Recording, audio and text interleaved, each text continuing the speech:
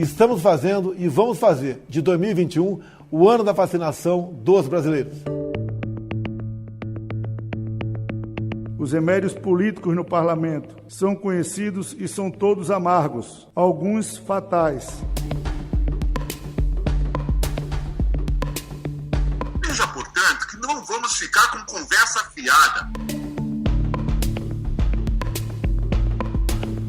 Pede para sair e durma com a consciência tranquila.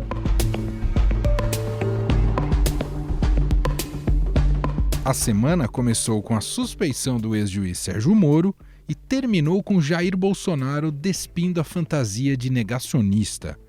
Na terça-feira, em uma virada aos 49 do segundo tempo, a segunda turma do Supremo Tribunal Federal julgou procedente o pedido de defesa do ex-presidente Lula de que Sérgio Moro foi parcial no julgamento do triplex do Guarujá. Com a decisão, o processo volta a estaca zero na Justiça Federal de Brasília, que irá acolher agora os casos envolvendo o petista. No mesmo dia, Jair Bolsonaro ocupou as emissoras de rádio e televisão e fez um pronunciamento defendendo a vacinação e carregado de informações distorcidas, como a posição do Brasil no ranking de imunização. Diante da pressão sofrida, principalmente do parlamento brasileiro, o presidente se viu obrigado a formar um comitê de combate à Covid, com o objetivo de consertar erros de sua gestão na pandemia. Mas a pressão não acabou. O presidente da Câmara dos Deputados, Arthur Lira, disse que o Legislativo não vai tolerar novos erros por parte do Poder Executivo. No Poder em Pauta de hoje, vamos abordar esses assuntos com os nossos repórteres de Brasília, que cobrem o dia a dia da política e do judiciário.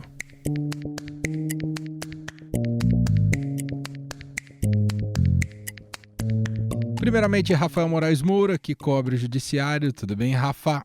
Olá, Emanuel. Uma semana trágica em que o nosso país alcançou a macabra cifra de 300 mil mortos, mas a vida segue, a gente está aqui com o nosso programa firme e forte. E Felipe Frazão, acompanhando ali o setor político, né? Tanto o Congresso, Planalto, e vem com análises importantes aqui pra gente. Olá, Frazão, como vai? Olá, Emanuel. Olá, Rafa. A semana mais difícil do governo nos últimos meses, sem dúvida alguma, e também a mais difícil para a nação como um todo, né? E eu queria começar então por este aspecto, Frazão, porque vimos uma espécie de conversão aí do presidente Jair Bolsonaro nessa semana.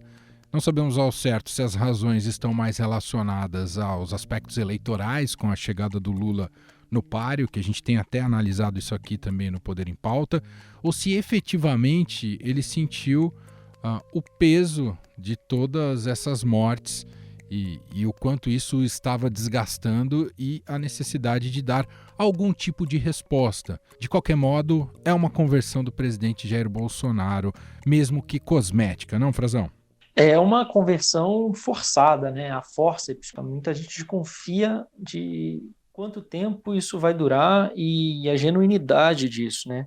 Quanto isso é uma mudança verdadeira do presidente e quanto isso é um jogo de cena para que ele se acomode no governo e consiga uma sobrevida, porque, de fato, os últimos pronunciamentos políticos aqui começaram a levar uma certa desconfiança de que o presidente possa continuar no cargo.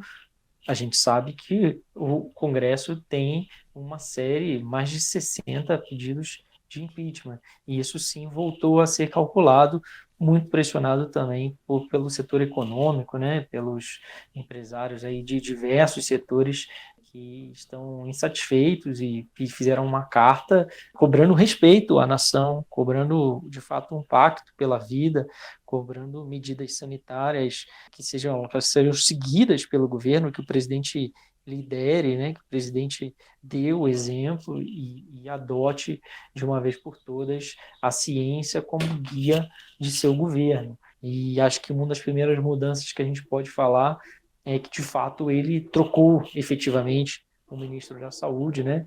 Trocou o general Pazuello, que vinha muito pressionado no cargo, e quem assumiu foi o Marcelo Queiroga, da Sociedade Brasileira de Cardiologia, um médico que tem muita amizade com a família do presidente, principalmente com o senador Flávio Bolsonaro, e no seu primeiro pronunciamento quis dar uma no cravo e outra na ferradura. Eu não sou maquiador, eu sou médico, tá? Minha função não é maquiagem, minha função é salvar vidas. Ele, de uma certa forma, atendeu ao que o presidente queria, dizendo-se contra o lockdown, né, contra um fechamento completo, embora essa seja uma forma de defesa que os governadores e prefeitos têm nesse momento, questionando, né, quem é que quer lockdown. Realmente ninguém quer, nem a população quer, mas se faz uma medida necessária, e ao mesmo tempo disse que vai prometer a vacinação, né? O presidente disse também no seu pronunciamento, defendendo pela primeira vez de uma forma bem moderada, né? Cada vez mais nos dedicamos à vacinação em massa no Brasil. Um pronunciamento que procurou moderar suas posições sem questionar uma dicotomia entre economia e saúde. Foi também o que o ministro falou, defendendo que agora, em pouco tempo, né, prometendo, chegaremos a 1 milhão de vacinados por dia. Aumentar, pelo menos, em 3 vezes essa velocidade de vacinação. Ô Rafa, queria um pouco da sua colher nessa história aqui também, porque houve essa reunião na quarta-feira, o tal do comitê que passa a ser criado, e com diversas lideranças presentes nessa reunião para simbolizar uma espécie de pacto nacional 1 ano após o início da pandemia e com mais de 300 mil mortes no país. Estava lá o Luiz Fux. Qual que é o papel do judiciário nessa história, Rafa? Pois é, Manuel. O Fux, digamos assim, consultou os colegas do Supremo, num gesto até um pouco incomum, assim que ele recebeu o convite do presidente Jair Bolsonaro de participar da reunião. O Fux quis deixar muito claro que a corte não pode ser um órgão de assessoria ou de consultoria. Ela não pode analisar previamente se uma medida é inconstitucional ou não. O judiciário só atua depois.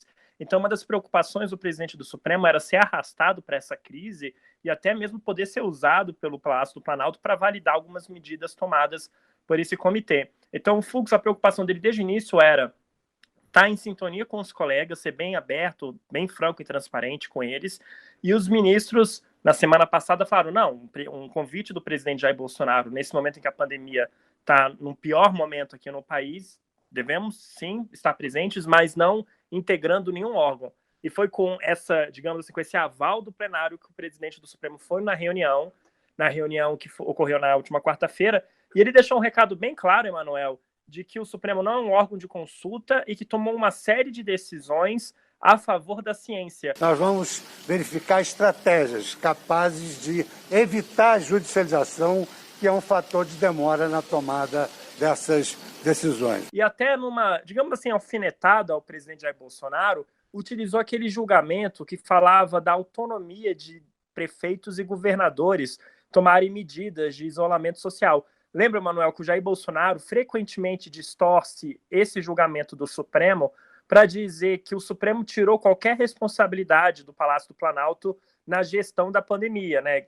Como se o Supremo tivesse eximido o presidente da República de qualquer responsabilidade, quando, na verdade, o que o Supremo decidiu é que os gestores estaduais, municipais e federais têm uma gestão compartilhada, devem atuar de forma coordenada. E o Fux voltou para esse julgamento, que tem sido usado pelo Bolsonaro para se eximir de responsabilidade, numa visão distorcida, e o presidente Fux falou, olha, inclusive naquele julgamento decidimos que estados e governo federal têm responsabilidade compartilhada. Agora, eu queria chamar a atenção também que um dos pontos que foram levantados durante esse encontro do Bolsonaro com os chefes dos poderes, os governadores, foi a queixa trazida pelo governador de Goiás, de que tem muitas decisões liminares de juízes que determinam que os estados abram leitos, garantam fornecimento de oxigênio. Isso, segundo o Caiado, sem levar em conta a capacidade estrutural dos estados. Você vê, né, Manuel, a gente está no momento tão grave da pandemia, a pandemia judicializada, liminares da justiça determinando a abertura de UTIs, de leitos, de atendimento de pacientes, e mesmo com decisões da justiça, essas liminares não estão sendo cumpridas, porque os estados estão em colapso. Então é um cenário muito assustador, avassalador, que foi trazido pelo governador de Goiás durante a reunião, e que o Fux, na última quarta-feira, ele fez um relato do encontro do comitê, na sessão do Supremo, e ele detalhou isso, e disse até que pode haver uma sensibilização maior por parte dos juízes, mas que o papel do Supremo nesse comitê vai ser realmente de acompanhar as discussões, mas não validar nada, porque não é papel do Supremo isso. E ficou acertado que um membro do Conselho Nacional de Justiça deve integrar o comitê, até porque o CNJ não tem capacidade de decidir sobre nada, é um órgão mais de assessoria, auxiliar, mais administrativo. Frazão, voltando a esse aspecto da crise e das respostas que o governo tem tentado dar, não sabemos ao certo quanto está se formando a tal tempestade perfeita que poderia culminar no impeachment do presidente Jair Bolsonaro. Digo isso porque a crise de credibilidade é evidente, o problema sanitário é gigantesco, né? As mortes se somam em todos os cantos no país. O discurso negacionista já não tem tido muito mais reverberação e efeito, com exceção talvez a ala mais radical da sua base de apoio. Há esse confronto constante com governadores e prefeitos em todo o país, me refiro aqui ao presidente Jair Bolsonaro. Teve nessa semana a carta de empresários e economistas que mostra que também o pessoal da Faria Lima e do dinheiro já não está mais tão contente assim com a condução do governo. Pesquisas recentes mostraram também esse derretimento do presidente Jair Bolsonaro e, para piorar a situação, pensando na governabilidade, Arthur Lira, digamos que botou um pouco a faca no pescoço do Bolsonaro, dizendo que se a condução não for adequada, que emitia ali um tal sinal amarelo, que o Congresso detinha em mãos um remédio amargo. O presidente nunca ficou tão encurralado como nessa semana, não é, Frazão? Porque o Arthur, de certa forma, o Arthur e o Rodrigo Pacheco, presidente do Senado, contaram muito com o apoio do Palácio do Planalto, né? A gente mostrou no Estadão a liberação de muitas verbas que ajudaram ali o convencimento, vamos dizer assim, dos parlamentares que votaram neles para a eleição. Mas acabou aquela lua de mel que a gente viu pós-eleição, vamos votar as reformas que o governo quer, aquele discurso do ministro Paulo Guedes, que agora sim sua agenda ia andar, que eles iam ter a própria agenda do Bolsonaro de costumes, que o Arthur Lira não tinha preconceito com pauta nenhuma. Aquilo tudo ficou para trás muito rapidamente pelo recrudescimento da pandemia e pelas falhas dos gestores públicos em geral e também, como o Rafa bem lembrou, o Palácio do Planalto e o Ministério da Saúde, o governo federal como um todo tem uma parcela de culpa grande, não dá para se eximir por distorcendo decisão do Supremo nenhuma, e tudo isso deteriorou muito as condições políticas dessa aliança do Bolsonaro com o Centrão. E, sem dúvida, o Lira vocaliza isso, pelo menos publicamente, ele diz que não há problema nenhum, mas o sinal amarelo do Lira, que ele disse no discurso dele, Manuel, sem dúvida um discurso muito forte, como a gente não via há muito tempo no Congresso Nacional, de um presidente da Câmara contra o Poder Executivo, contra o presidente da República. Eu estou apertando hoje um sinal amarelo para quem quiser enxergar. Não vamos continuar aqui votando e seguindo um protocolo legislativo com o compromisso de não errar com o país. O que ele chama de sinal amarelo, no Baixo Clero, que é a base que o elegeu, que é o grupo do qual ele faz parte, não é sinal amarelo, já é sinal laranja caminhando para o vermelho. A gente já apontava isso e era muito pior a situação. Tem um outro componente que ele faz esse discurso, né? Você falava, né, Manuel, que há um ano, demorou um ano para o presidente Bolsonaro, de fato, se moderar, ser forçado a buscar uma moderação. Ele vem com um pacto nacional que é uma medida, vamos ser muito claro, cosmética, né? Já foi feito, já foi tentado por vários governos. O governo Dilma Rousseff, quando se viu em maus lençóis, propôs esse mesmo pacto entre os poderes. O governo Michel Temer, o ex-presidente Michel Temer, passou o governo dele inteiro dizendo que o governo dele era um governo de concertação, de união, que era um semi-parlamentarismo, que ele governava junto com o executivo, também em harmonia junto com o legislativo, em harmonia com o judiciário. Medidas práticas disso são muito difíceis de se verificar, do que isso de fato pode melhorar, além do discurso, né? A gente viu, até me chamou a atenção que nessa seara o ministro Fábio Faria das Comunicações propôs que a imprensa faça um consórcio para começar a divulgar os números de mortos e tudo mais, o placar da pandemia. Parece que ele não sabe que isso já existe, né, Foi muito Rafa? constrangedor esse momento do Fábio Faria. Estava assistindo a coletiva, foi muito constrangedor. Mas diga lá, Rafa. E o Lira, não, só um minuto, Diga. coisinha, o Emanuel, o discurso do Lira, eu acho que é importante pontuar, para passar a bola para o Rafa, o discurso do Lira ocorre também depois de que esse pacto foi feito, foi todo mundo para o Palácio do Planalto, governadores, aquela coisa toda. Aí quando termina, o presidente vai falar de tratamento precoce novamente. Tratamos também de possibilidade de tratamento precoce, isso fica a cargo do ministro da Saúde. Eles ficaram bem incomodados com aquilo, parece que o recado não foi compreendido. Não tirou o figurino do Capitão Cloroquina, né? Pois é. Isso desapontou muito o Congresso. Emanuel, eu queria chamar a atenção, Frazão, que a gente está falando do sinal amarelo do Lira e o Supremo deu um sinal vermelho para o Bolsonaro antes dessa reunião, quando o ministro Marco Aurélio Mello rejeitou um dia antes da reunião, na terça-feira, aquela ação que foi assinada pelo próprio presidente da República contra o toque de recolher, decretado pelos governos do Distrito Federal, da Bahia e do Rio Grande do Sul. Foi mais uma derrota do Bolsonaro na nossa instância judicial máxima, que é o Supremo. Lembrando que o Supremo já determinou que o governo mantivesse a divulgação integral dos dados da pandemia. Também determinou que o governo apresentasse o Plano Nacional de Vacinação. Então, se o sinal é amarelo lá com Lira, no Supremo o sinal para o Bolsonaro é vermelho. E essa decisão do Marco Aurélio Mello, de apenas 4 páginas, é muito categórica, porque ele rejeita a ação dizendo que não cabe ao próprio presidente da República entrar com essa ação no Supremo, e sim a Advocacia Geral da União, que é responsável por representar judicialmente, né, o Palácio do Planalto nos processos do Supremo. E o Marco Aurélio deixa um trecho muito bom em que ele diz que ao presidente da República cabe a liderança maior, a coordenação de esforços visando o bem-estar dos brasileiros. A conferir.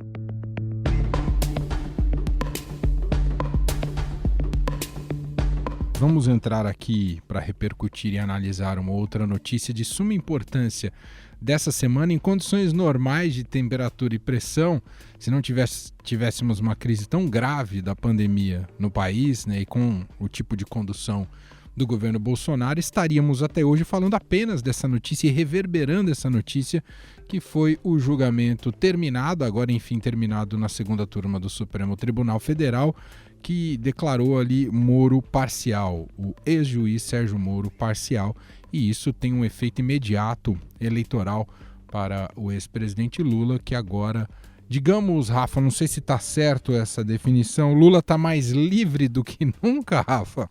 Está mais livre e mais elegível do que nunca, Emanuel. Os nossos ouvintes devem estar se perguntando quais são os próximos passos, né? O que esperar dessa novela envolvendo a elegibilidade do ex-presidente Lula e os casos da Lava Jato. A gente teve o caso da suspeição que foi julgado na última terça-feira, em que por 3-2, um placar bem apertado, com a virada de voto da ministra Carmen Lúcia, que o Supremo, a segunda turma do Supremo, na verdade, decidiu que o ex-juiz Sérgio Moro foi parcial, ou seja, ele quebrou a imparcialidade e foi suspeito ao condenar Lula no caso do triplex do Guarujá.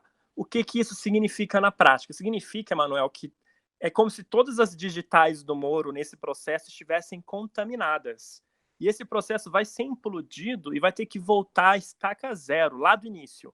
Nada do que o Moro fez nesse caso da ação do triplex pode ser reaproveitado. E aí eu puxo o gancho, Emanuel Frazão, para as próximas etapas. O ministro Edson Fachin, no início desse mês, parece até que foi uma década atrás, anulou as condenações do Lula na Lava Jato. E o Fachin anulou não apenas a condenação do triplex, como também a do sítio de Atibaia, restaurando a elegibilidade do Lula. O Fachin tinha feito isso porque ele estava querendo reduzir danos, tirar o foco do Moro e evitar que a segunda turma declarasse o Moro parcial.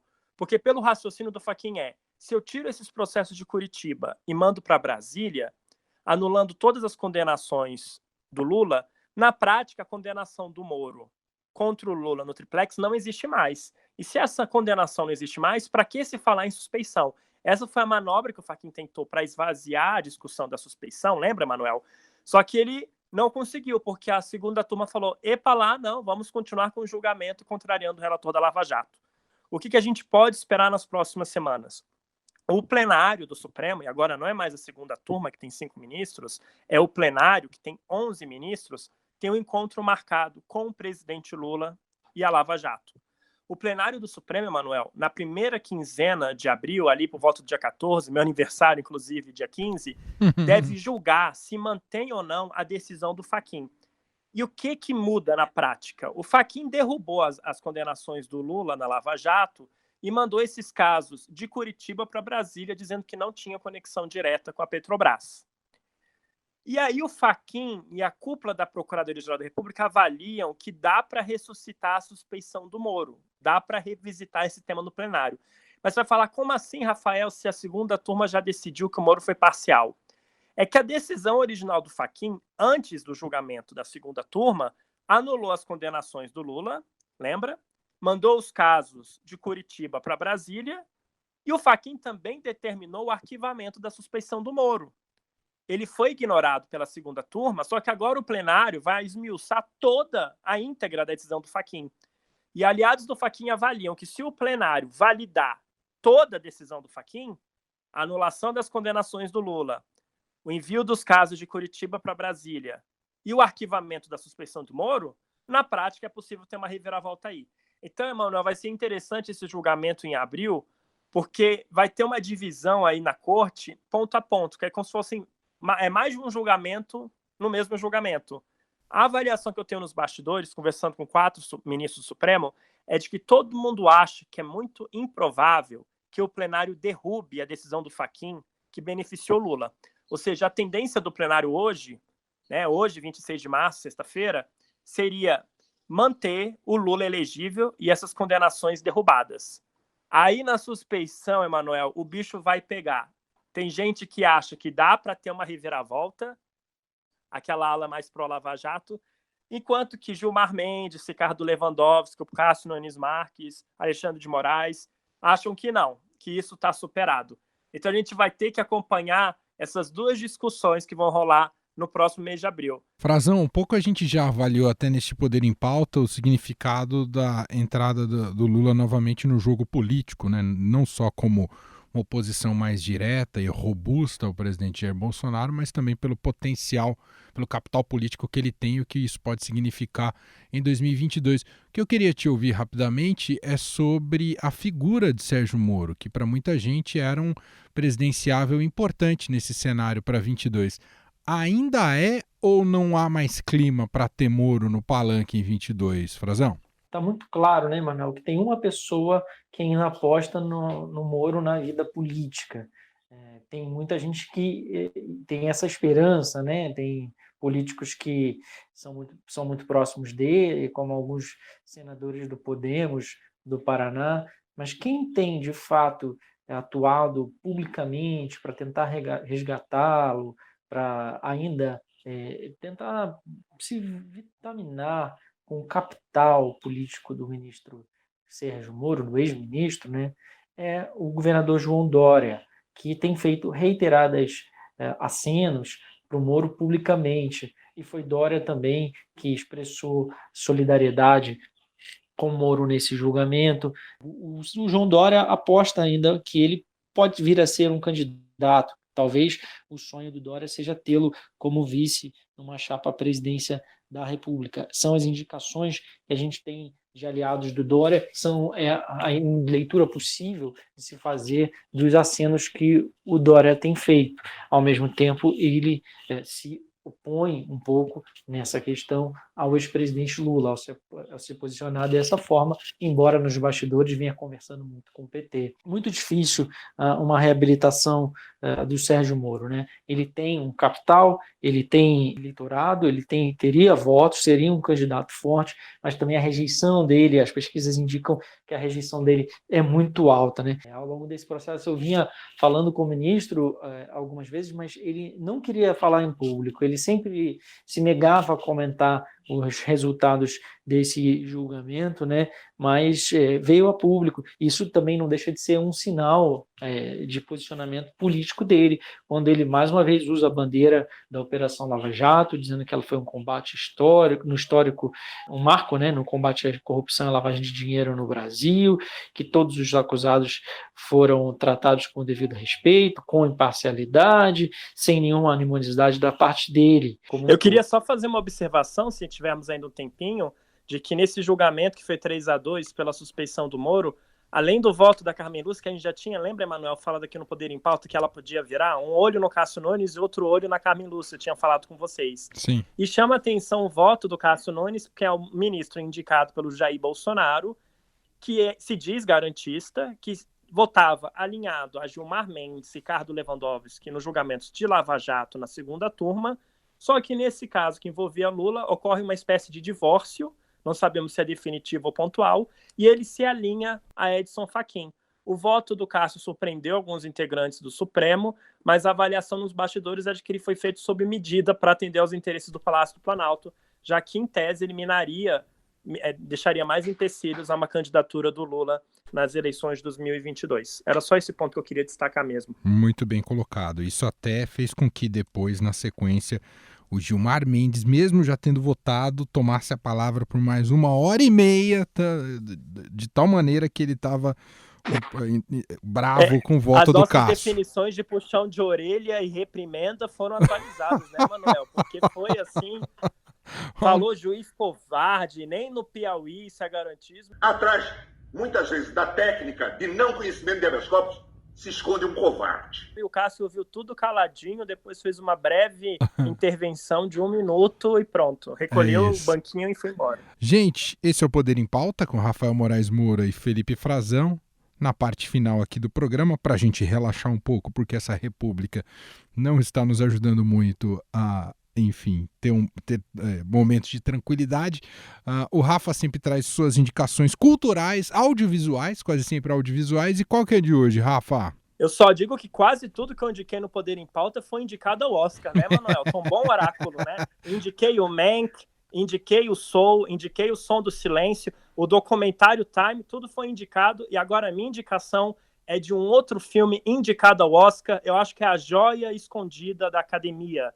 É uma animação irlandesa, Emanuel, chamada Wolf Walkers. Wolf de lobo mesmo. Wolf, wolf, hunt them far and yonder. Uma animação de $2 milhões de um estúdio irlandês, que é a maior pedra no sapato da Disney, que deve ganhar o Oscar com Soul. Essa animação irlandesa, Emanuel, feita à mão, conta a história de uma menina que é apaixonada pelo pai, e o trabalho do pai é matar lobos, expulsar os lobos da floresta e permitir, assim, na visão dele, o progresso econômico do vilarejo. Só que durante a trama, a própria menina acaba desbravando a floresta por conta própria e descobre mais esse universo dos lobos e vê que eles não são esses animais selvagens, terríveis e assustadores que algumas pessoas tentam plantar.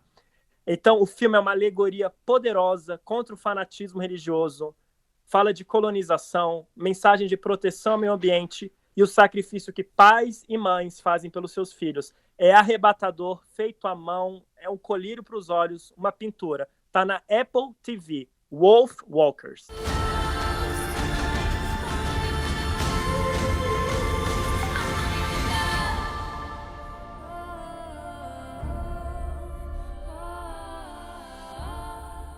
Muito bom, belíssima dica. Você quer recomendar alguma coisa antes da gente fechar, Frazão? Uma que eu vi legal esses dias, Rafa, não sei se você já viu também, mas eu gosto muito do elenco. Em espanhol é O Roubo do Século, mas está na Netflix como O Maior Assalto, que conta a história de um roubo a banco na Colômbia, baseado também em fatos reais, né, um assalto ao Banco da República, que é considerado o maior roubo de todos os tempos. Estou aqui porque estamos ante o negócio mais ambicioso de toda a nossa vida. Vamos a tumbar-nos o Banco da República de Valledupar. É muito boa a dramatização, os atores estão muito bem caracterizados, os personagens, e é bacana. E parte desse elenco também está na série, que temos fãs aqui no Poder em Pauta, como o Gustavo Grisa, Gustavo Lopes Alves, que gosta muito da série da Amazon Prime sobre os dirigentes do futebol sul-americano, e que é outra série maravilhosa que vale a pena a gente ver, baseada também, que tem personagens brasileiros como o João Ávila, né, um empresário que fez delação premiada e delatou como funcionava ali o esquema de corrupção na Conmebol. É isso, minha gente. Assim fechamos mais uma edição aqui do Poder em Pauta, nosso encontro quinzenal com os repórteres setoristas ali de Brasília. Daqui a 2 semanas nós voltamos, sempre com esse noticiário intenso no Brasil. Quero agradecer mais uma vez Rafael Moraes Moura, que cobre o judiciário. Obrigado, Rafa. Eu que agradeço, Emanuel. Até a próxima. E a Felipe Frazão. Muito obrigado, Frazão. Obrigado a vocês. Um abraço a todos que nos acompanham e aos nossos companheiros.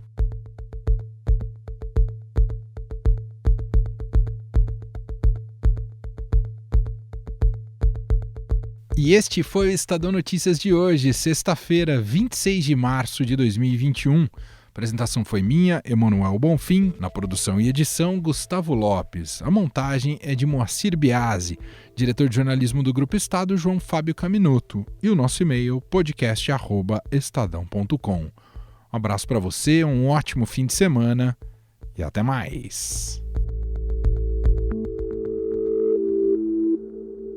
Estadão Notícias.